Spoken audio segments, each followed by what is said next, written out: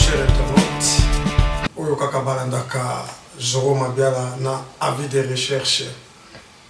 Alors, lelo ezali spécial Augustin Mukamba. To kiti vraiment awana bureau na ye. Ndenge boyebi kaka biso na ba recherche. To linga kitoye ba moi ba sujet oyo ba masolo ndenge za kokendela. Et surtout que mikolo tozomona ye mingi na Moïse Katumbi. Toyebeliye na parti à Olivier Kamitatu. Mais toujours ba mélange ya ba parti politique wana te. Yango toye awa na ba innovation mususu ya ba surprise. Toye kokuta na ba diplôme ya ba ressources humaines. Et puis azalaka pe mutu oyo asutenaka ba jeune bana cité. Toto na yepe pour na makambo oyo utaki koleka pour na deuxième anniversaire ya mort ya Papa Wemba. Vraiment sans plus tarder toko passer micro nenga kezalaka pour toyeba d'impression na ye na nyonso oyo toyebisi bino na titre. Bonjour monsieur Augustin Mukamba. Zoro Mabiala nde babengaka yo l'histoire monde monte ya ba vitesse ya TGV. Vraiment plaisir à toi Yambabino Nakati il y a bureau Val na bengango bureau Val dans le sens que ba musu tanto ba mona musika yo logo lozala no mutatembe oye ko découvrir yo moko bureau Val ndenge travaillaka kizaka bureau ya kindokité kizala imaginaire te ezaka montage te ezaka pena bureau ndemo kutamwa ifandi na makamna ngonyoso er mo ekomi studio d'enregistrement.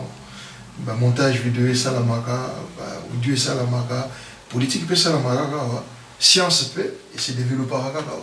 Donc, le plaisir pour nous, il y a vraiment tout tourner à l'eau, mingi parce que vous avez un solaire nyoso, ma comme nabiso tout ça là, vous en raté, mais les lots je crois que c'est une première. Tout yambayo nakati vraiment un bureau Vald. Ok, merci son excellence. Yena ngakaye mingi pour na ayebi ko lingwa la penza. Oyo kibino moko nga nazalaka pembeni na ye mingi mais esika oyo na ye awa c'est vrai eza vraiment bureau mais na lobaki pourquoi na putanaka kaka na balie mosusu ya ba conférence et na koma na bureau te pa source masolo et utaka voilà to kena bino vraiment musika te son excellence toujours à moi ba question ebele ya kutuna d'abord santé ya mboka na yo Congo pour tout monde vraiment ça tout en tenir il y a Congo démocratique pour balobela kaka vertate c'est que mboka eza bien ce qu'on a téboé te so moni boye eza tenu de combat. Je crois que ce union sur la bien to ko kanga maboko lero to ko za maka mususu ya kusala pour izamite mais so moni tibalero boye préoccupation principale kolala wala muka tangu nyonso na mukanda ya constitution mboka na maboko kolala wala muka mikanda correspondance ya mboka donc c'est que il y a un malaise na lobango mikono so que aussi longtemps to stabiliser pour ne pas dire que to changer mon qualité. Je parle bien de la stabilisation et situation sociale surtout sociale ya mboka na biso. Économie est la mafia, tout moïbi, peu importe, ni les mais social, c'est-à-dire que Batu Bazala assuré, Batu Bakoy Kolia, Batu Bakoy Kola, la Pekola Mukana Kimia, Batu Bakoki Kotambola, Boutupe Moïna Kimia, aussi longtemps pour atteindre objectif ou anaté, je pense que tout le Kimia. Donc, il y a un malaise, très bien, non. Biso tozalaka preuve à l'appui mutu oyo azalaka toujours pene ya Moïse Katumbi vraiment azalaka na santé malamu osoki totali santé oyo Francis Kalombo autaki na ngona Congo na oyo azala ngo lelo ezomona vraiment que aliaka 3 fois yo pe tomoni yo pene ya Moïse Katumbi comment okoki koloba mboka eza mabe mais yo folo bananu ya yo ke yo moko ozana no bien parce que ça pembeni ya moto azana gros morceau à gâteau. Non, je crois que ce Bolandi président Moïse Katumbi aloba yango plusieurs fois oui mokili epesaki échange epesa échange ya kozwa oyo akoki kozwa akoki ye akoki kolia akoki komela akoki mpe kolata akoki kose déplacer aloba yango ntango nyonso kasi soki akanisi bandeko na ye parce que lelo eza réalité na Congo il y a des gens akoki kolia te eza mpe na bato lelo eza réalité na Congo akoki komela mai te makambo nazoloba eza bozwango mpenza na place nango eza na bato na Congo lelo akoki kose déplacer te esengo yango ya yo olobaki naza bien eza wapi soki olobi ke omipesi devoir moko ya kozala molobeli ya peuple eke bapeuple yango baza na bacondition oyo ezopermettre bango bazala te tomonaka tout autour na biso te mais totala mwa mosika biso ozwi mwa bachance ya kotambola moke na kati ya mboka ngo ya Congo c'est-à-dire que tomoni face ya boulevard du 30 juin tomoni mpe na kota libuluma nzengele likala ndenge nini tomoni na kine tomoni mpe na kolwezi ezalaka ndenge nini tomoni na kine tomoni mpe na mbanzangungu eza ndenge nini na mayombe na boma tomoni mpe ezolekela ndenge nini na kikwit tomoni ezoleka ndenge nini ainsi de suite dernièrement nalandi ndeko nanga moko nazozela d'ailleurs livre na ye na komandaki les petits bonbons de la sagesse babengi ye Félix Oise quoi félicitations pour na livre na en tout cas na passé commande na ngai asali albi akosala album moko mona ngo épaisseur ya molili c'est une réalité et ça na bakote mosu okependa épaisseur ya molili yani non seulement ya molili ya misu mais na molili ya libumu na molili ya molibu ozala bien ndenge toyeba ke même bao basala ba faire pour yo sala ba faire nous ala bien yo mopandisante pour musala no etambola bien comment no mopandisanga musala no mipesa mopandisanga il faut ezala na bato oyo bazotala sango yo zopanza boso so bato kotala ngobazate et sengona ki mopandisanga eza wapi ça est la robanzete ça est la robat voilà donc quand on arrive à ça total la biso mon côté voilà autant ni comme moi ndeko nangai Francis tout beau sénateur de Francis akola na bonne famille Francis a député national Francis est directeur d'aéroport Francis donc tu es bien courageux à Kalamon na poto ya Tongo ça la production ça la makambebele peut-être que mon poids ou azul de l'autre c'est aussi l'âge hein toujours pour ça toujours cola les tout ça mais ils étaient que voilà que parce que ça peut mener il y a Moïse Katumbi de pas sortir Moïse Katumbi bien moi connais ce que t'as Moïse Katumbi m'a donné donc il y a quand même mesure parce que à mon été ce hôtel Salomon escadé là à mon été donc les années là-bas ndenge na yé ndenge nzoto na ezali c'est comme ça c'est pas pembe na rozala hôtel Olivier Kabita boye bien kola la famille bien donc santé les ailes l'hôtel ainsi de suite ba union se basa na kata ceinture ba boye bonde bazali hôtel Délice Sanga député national donc baza bato si baso na bon otali ba vient na biso nyonso ba Pierre Lumbi ba tourna si baso mais souci na bango ya li que voilà to kota na équilibre moko ba to quand même ba respirer voilà souci na biso penda ya moi OK son excellence to kokende vraiment mon musika na ba question parce que za ibele question ya liboso ezali que biso to yebeli yo na troisième force vous allez peut-être dire la troisième force et au encadraka ba jeune ou yo mokolobaka bana cité échelon ou yo mati mbala moko kaka boye est-ce que ça na accord na peuple na yo ou yo bandimela ki yo ba petit citoyen au lobby bien biso za bana cité c'est-à-dire ba mobola tetu bato baninga balekela biso boule que ba utiliser biso système ya etoko matanga to système ya lipapa alors biso toyaki na révolution mo tolobai que toko continuer kozala ba marche pe ya batute c'est-à-dire que il faut tout ça la moins fort moko biso pe tozala je ne me jette pas de fleurs mais comme leader aussi ya ba jeune namona ke nazo tracer nazo tika marque moko boy na monde nazo ko introduire idéologie moko boy na ba jeune ba yeba ke ba mutazwa kana musala na courage na volonté ou kanga maboko te ou continuer ko betela ba ninga maboko jale lo bakanisela yo il faut apprendre ya ko forger na cette difficulté aux na griffe aux na soutien te motali penda ke bon o nga naza iko koma ndenge nini c'est un peu nzela obiso sali le monde balé qui n'a pas belé ba komi ko bima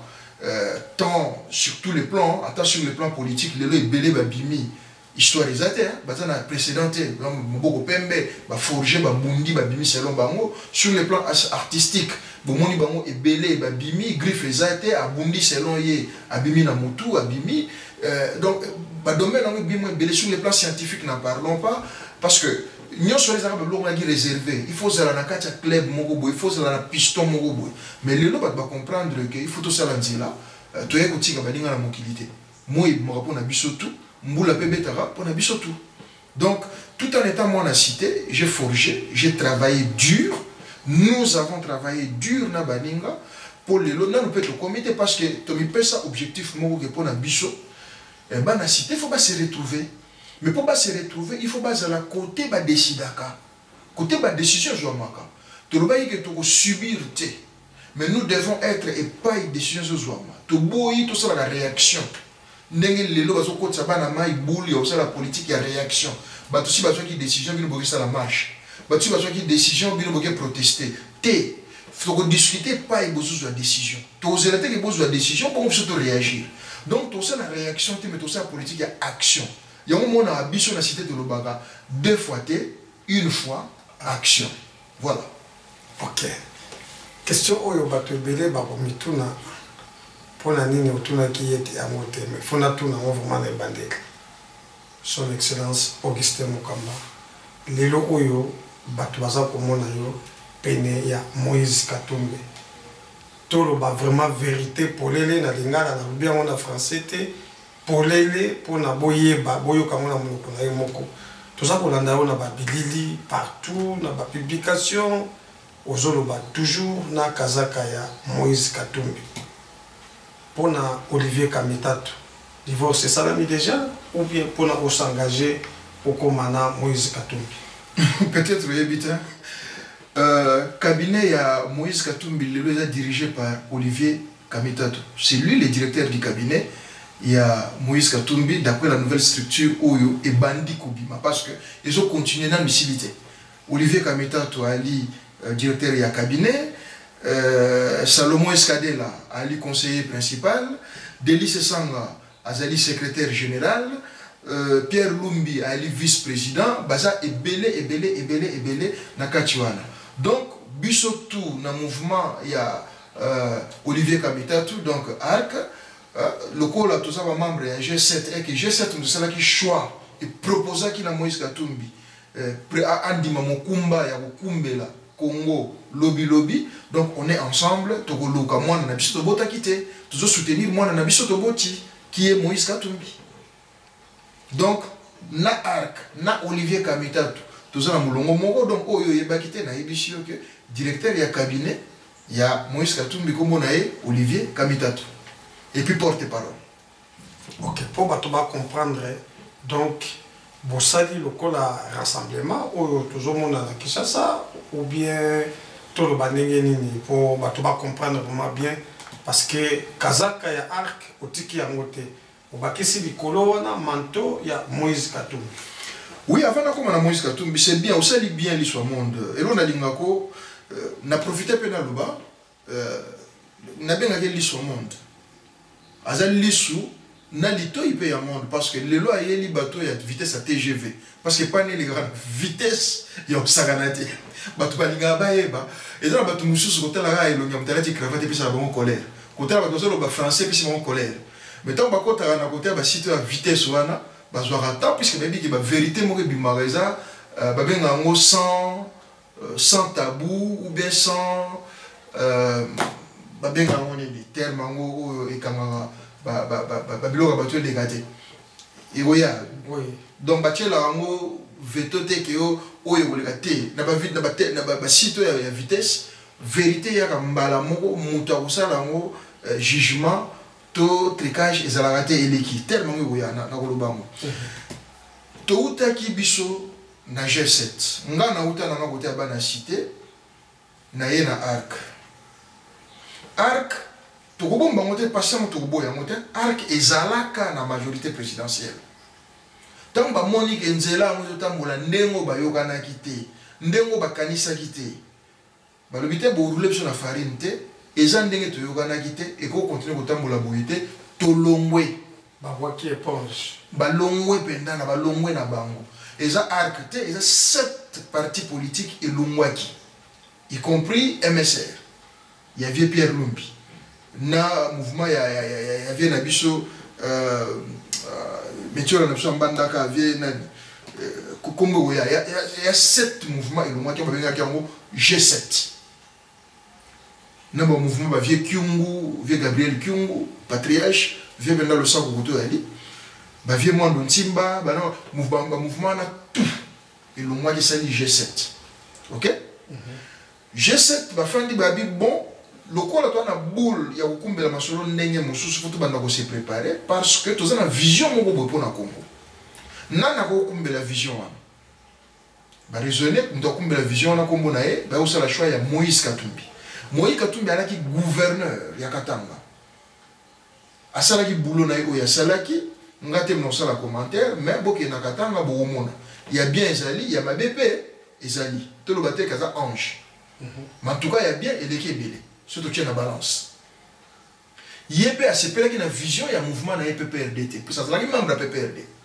a longwe na ye basangani na G7 ba yo ko kumbela masolo ko kuma président parce que vous avez une vision bien tout ali na biso tout awa vous avez un bilan vous avez makambo expérience tout ça là vous avez besoin ya muto ko pas kumbela mboka G7 ba yo mona ke biso mo to ko tout atolote to ko kate Congo za munene 80 millions d'habitants kilométrage à superficie ce qui 2 345 000 et quelques moins donc to kokamote ce qui a biso moto kate photo sala mouvement moko ya monene d'abord pour na to lutter contre bateau à lire bateau memela mboka bakendaki pas pire vie na bango paix à son âme respect Étienne Tshisekedi basolo la kina vie via le but oui c'est une bonne idée il faut que ça va force nous là ensemble Batouba c'est la dispersité pour na tout ça la face na pouvoir ou beaucoup ça n'a été que attends le ba biso élection il y avait Étienne en 2011 mais quelque part Bungima ne côté qui parce que vous avez qui dispersé ceux qui à l'époque leader à UNC Vital Kamerhe azalaka bomoko na vie Étienne ndele le trouver ta masolo mususu c'est parce que ba yo kanakate na lobby faute ya vitalité na lobby faute ya vie Étienne mais la logique qui du fait que bavou ezalaki éparpillé mais c'est là qui bungimana alors ba yo corriger l'erreur wana via qui d'accord à habito sur la plateforme monene d'abord to longola na pouvoir ou to lembisa pouvoir oyo bongo ciment to yeba ndeni to kende na élection pour na to installer pouvoir oyo ezana ko la volonté ya okamba peuple d'où la création ya RASOP rassemblement de l'opposition. Oui, sangi si biso ba G7, ba UDPS, ba vient ngai nani Martin Fayulu, ba o nyonso boy ba vie Franck Diongo, ba mo tout ba se retrouver na ba vie Laurent Batumon na ainsi de suite. Ba mo tout ba se rassemblement. Vous savez Gabriel Mokia. Te vieux Gabriel il y a un rassemblement aya quitté ya zalaka na boro salamaka liboso, ezalaki ya opposition salaka na ba vie Fayulu. Na rassemblement fait Gabriel a quitté. Il y a Gabriel a quitté. En tout cas, il y a Kivuma Liboso et Simba Kate. Et Kendek Bena Mousigate. Ouais. Et c'est là que c'est un peu opposant. Alors, rassemblement tant que Salami, structure n'a pas fandi, mon continent est là qui fait Étienne Tshisekedi. Il y a un peu de masolo. Nous avons passé à Salaki, via qui Yatiki Bissou. Rassemblement est quoi quitté? Bakambia rassemblement, Tosanganaki, nous avons désigné, on fait le choix, il y a Félix Antoine Tshisekedi. Il y a un président à rassemblement. Avec mission toujours qu'ensemble, nous devons faire face à la majorité présidentielle et Simbi et Kambamboka. On ne parle pas des ambitions présidentielles, on parle d'affaiblir, d'affronter la majorité présidentielle. C'est ça l'objectif du rassemblement. Maintenant, l'objectif de leader Félix a kumbeli masolo nenga kumbelaki. Bomona ba marche, bomona action belé salami, ba sango ba koti masolo, tout est accord à Saint-Sylvestre. Donc tout est fait pour les lots. Moi mon quai, to le bien que c'est mon ami. Moi mon quai nzele comme mon na que to beta masolo, peut-être, je dis bien peut-être il y a une élection na 23 décembre. Tout ça, ils ont fruit, résultat. Il y a boulot et salamaki dans le rassemblement, sous conduite d'abord de Etienne Tshisekedi et Hollanda Félix Antoine Tshisekedi au Balanda. Il faut dire que Nathan a vu Etienne, Batloka Bolengankoy Balaki, vieux Olengankoy, Batloka Bavie Nani, Bruno Chibala, Bazalaki, tant via d'ailleurs, et ça les gars Makambango, Negisala. Ça les bon, Wenge, Moutunamutu, à quel côté naïe, mais rassemblement, Ezali. Et ça les boulot nango, au résultat, et mon année. Maintenant, quand c'est comme mon année, l'objectif est que nous devons faire face à la majorité présidentielle. La majorité présidentielle, bazomona, batali, ba résultat, la bango, et ce qui est mal à monter. Maintenant, il nous faut nous préparer parce que tout le monde a pouvoir. Nanya reçoit pouvoir. Rassemblement et pékissi mon côté, membre de mon côté à rassemblement, à s'organiser pour la prise de pouvoir. D'ailleurs, l'ambition, c'est manifesté qui, à l'époque, Moïse Katumbi a bombardé ambition a été. À l'époque, Martin Fayou a bombardé ambition a été. Et l'élo, UDPSP, a bombardé ambition à Bangoté. Il y a bombardé l'élo, Félix Antoine, le militaire a décidé, bon, il peut faire la candidat présidentielle. Peut-être qu'il va me soumettre au Bimalisou. Dans le cadre, Moïse Katumbi, dans le cadre Yébela, a bandi peut se préparer. Nous avons créé une plateforme ensemble pour nous accompagner dans l'élection présidentielle. Et pas Iwapi, Délice Samba, secrétaire général, et pas Iwapi, tout ça, nous avons un grand saoudien à Dabombole, tout ça, nous avons Franck Diongo, tout ça, nous avons Jean-Claude Mwemba, nous avons un leader, nous avons prof Lapika, nous avons Bazan à Kati ensemble. Nous avons un défi la Kikanda, nous avons tout à nous. Jacquindala, tout, comprendre, continuer solo. Ndeti na ensemble, ensemble boumi rassemblement. C'est faux. N'est pas ce ensemble rassemblement. Donc, le congrès UDPS boumi rassemblement. Toi, du fait que Félix, tu sais qu'il a comme candidat présidentiel et boumi rassemblement. Non, c'est faux. C'est simplement le mouvement Nyonso, il est temps maintenant, il y a une opposition. Et ça, le mouvement, on dit que Bisso est la présidentialité. Ça, on s'est préparé pour la législative. Au niveau national, comme au niveau provincial. Donc, toujours qu'il y a des cas, Liboso, le système en fait un là. Voilà. Ok. Son Excellence, merci vraiment pour l'explication. Bandeko, on tourne pour changer page. Et ça dit pour la binope peuple au Bozolanda. Oui, on a son Excellence au système Kamba, mais vous voyez, ambition a été, position a été, mais de l'autre, quand même, position a été.